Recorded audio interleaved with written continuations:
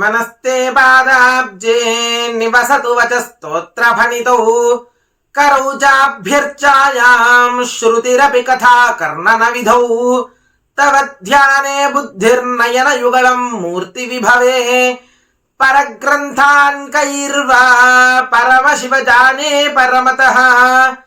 శివాయ గురవే నమః. మనం ముందుగా చెప్పుకున్నటువంటి 16వ అధ్యాయంలో అంగీరస మునీశ్వరుడు ఉద్భాత పురుషునికి ఇట్లు 17వ అధ్యాయంలో చెప్పబడుతున్నాడు. ఓ ఈ ఉద్భాత పురుష, కర్మ బంధముక్తులు, కార్యకారణములు, స్థూల సూక్ష్మములు ఈ జంటల సంబంధమే దేహమనబడును. నీవడిగిన ఈ విషయము పూర్వమందు కైలాస పర్వతమున పార్వతికి శంకరుడు చెప్పి ఉన్నాడు. దానిని ఇప్పుడు నీకు నేను చెప్పెదను. ఇతర చింతనను మాని వినుము. నీవడిగిన ప్రశ్నకు సమాధానము చెప్పెదను వినుము. జీవుడనగా వేరెవ్వడనూ లేడు, నీవే జీవుడువు. నేను ఎవ్వడనంటే నేను ఆ బ్రహ్మనే అయి ఉన్నాను. ఇందుకు సందేహమే లేదు. దేహమనే బుద్ధిని విడిచి నిత్యమైన ఆత్మను గూర్చి చిందింపుము. మరలా ఉద్భూత పురుషుడు ఇట్లు అడిగెను, ఓ మునీశ్వర, మీరు చెప్పిన రీతిగా వాక్యార్థ జ్ఞానము నాకు కలుగలేదు కనుక అహం బ్రహ్మేతి, నేను బ్రహ్మణను వాక్యార్థమును ఎట్లు తెలుసుకొనగలను? ఈ వాక్యార్థ బోధకు హేతువైన పదార్థ జ్ఞానము నాకు తెలియలేదు. కాబట్టి విమర్శగా చెప్పగోరుదెను. ఆత్మ అంతఃకరణమునకు తద్వ్యాపారములకు సాక్షియు, చైతన్య రూపియు, ఆనంద రూపియు, సత్యస్వరూపమై ఉన్నది. ఇట్టి ఆత్మను నీవెందుకు తెలుసుకునటలేదు? సచ్చిదానంద స్వరూపుడును బుద్ధికి సాక్షి అయి ఉన్నటువంటి వస్తువునే ఆత్మగా తెలుసుకొనుము. ఈ దేహమే నేనడి బుద్ధిని విడిచి నిత్యమైన ఆత్మను గూర్చి చింతించుము.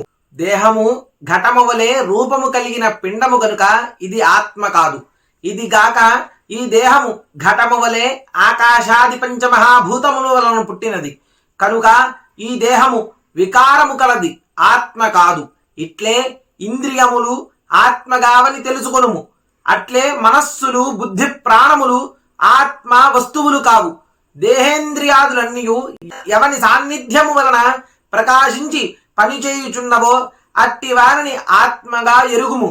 అనగా అతడే నేనని, ఆత్మ అని తెలుసుకొనుము అని భావము. లోపలికి మలుచుకొనబడిన ఇంద్రియాలతో తెలియదగిన దానికి ప్రత్యక్కని పేరు. ఇనుమును అయస్కాంతమని వలె తాను వికారిగాక బుద్ధ్యాదులను చలింపచేయునది ఏది కలదో అది నేను, ఆ బ్రహ్మనని తెలుసుకొనుము. ఎవని యొక్క సాన్నిధ్యము మాత్రము చేత జడములైన కదలిక లేని దేహేంద్రియ మనః ప్రాణములు జన్మలేని ఆత్మవలే కదలిక కలిగి ప్రకాశించుచున్నవో ఆ బ్రహ్మను నేను అని తెలుసుకొనుము.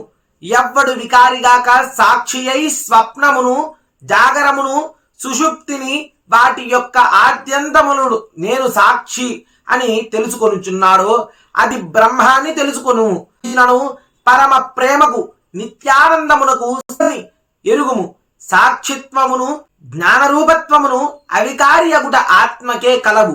నేను బ్రహ్మనను వాక్యార్థ బోధ స్థిరపడు వరకు శమదమాది సాధనములు చేయుచు శ్రవణ మనన నిధిధ్యాసలను ఆచరించవలెను.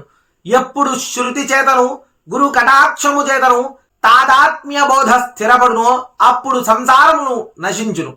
కొంతకాలము మాత్రము ప్రారబ్ధ కర్మ అనుభవించి ప్రారబ్ధ క్షయమందు పునరావృత్తి రహితమైన మోక్షము పొంది నిరతిశయానందముతో ఉండును. కాబట్టి ముందు చిత్తశుద్ధికై కర్మను చేయవలేను.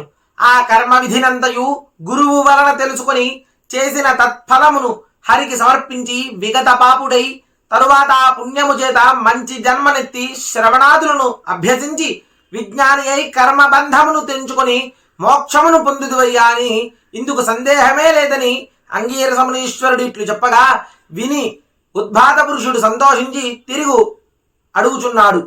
ఇక్కడితో 17వ అధ్యాయం సమాప్తం. హర నమః పార్వతీపతయే. హర హర మహాదేవ హర.